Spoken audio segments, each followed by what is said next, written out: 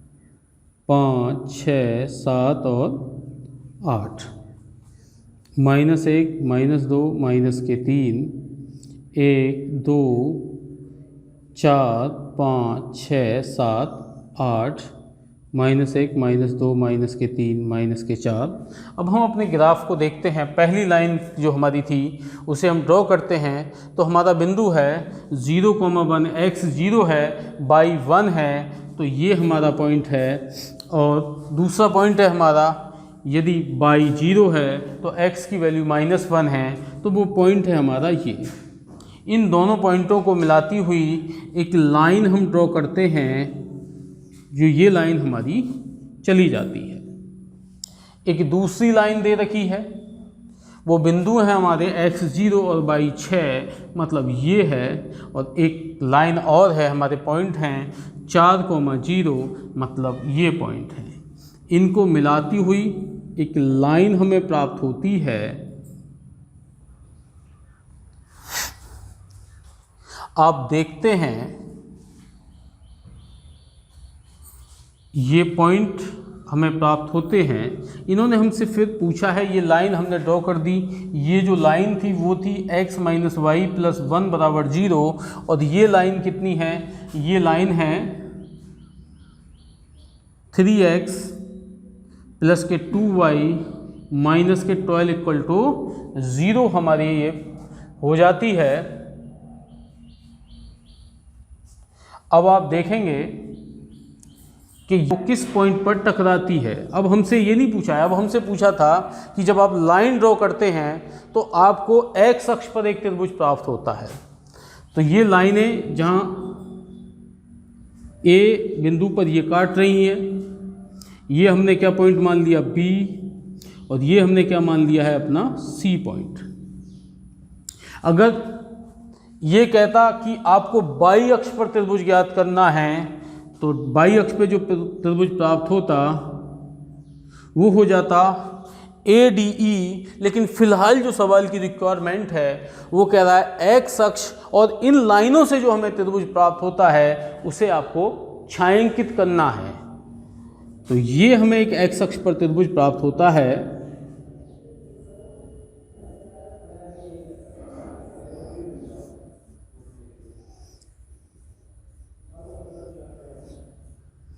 जिसे हमने छायांकित कर दिया है, वो है हमारा ABC।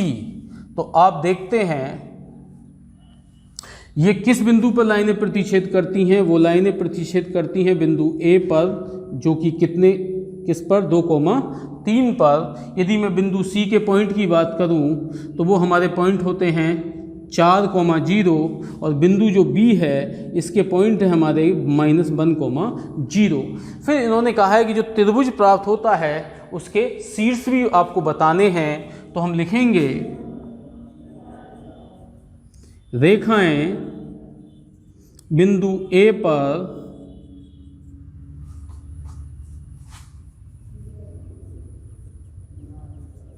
दो कॉमा 3 पर प्रतिच्छेदित